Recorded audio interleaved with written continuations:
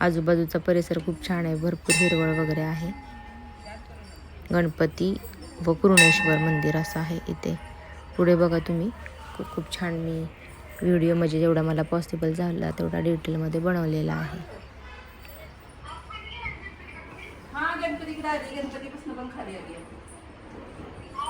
कुरुणेश्वर मंदिरकडे आलोय मी. कुठे तृप्ती नाही मला दिसत. बर बर, तुम्ही कुठे आहे?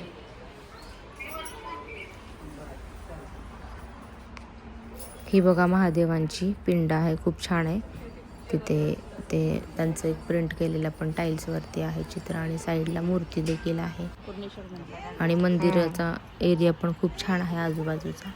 आजूबाजूला सगळीकडे हिरवळ, मोठे मोठे झाडं वगैरे लावलेले आहेत आणि वृक्ष संवर्धन केलेलं आहे त्यांनी. पुढे कंपोस्ट खत देखील केलेलं आहे, म्हणजे जे झाडांचे पानं वगैरे पडलेले असतात ते एका साईडला ठेवलेत, किंवा आपण जे फुलं वगैरे वाहतो ते एका साईडला त्यांनी ठेवून त्याचं कंपोस्ट खत बनतं आणि ते झाडांना वगैरे वापरत असतील.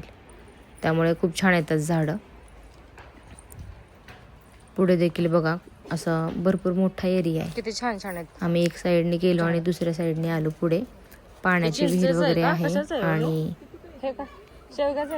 कमळाचे वगैरे झाडं येतात, ते पण एक तलाव देखील आहे तिथं. आणि वरतीच त्या साईडला तिथे स्मारक देखील बनवलेलं आहे. मी आता मध्ये गेले होते, मला वाटते 2-3 वर्षापूर्वी, तेव्हा तिथे स्मारक वगैरे आहे, त्याचं बांधकाम चालू होतं.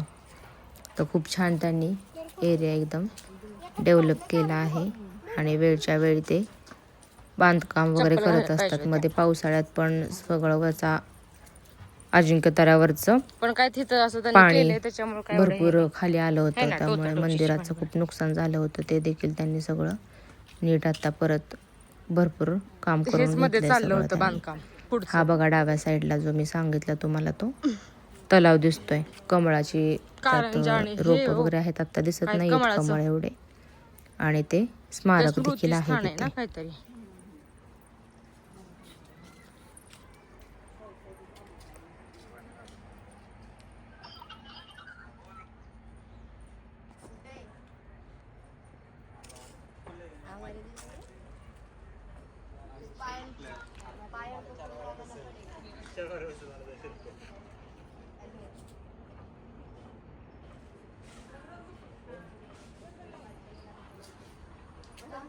आम्ही इथे या दगडाजवळ पण असे सिंगल छान छान फोटो काढले.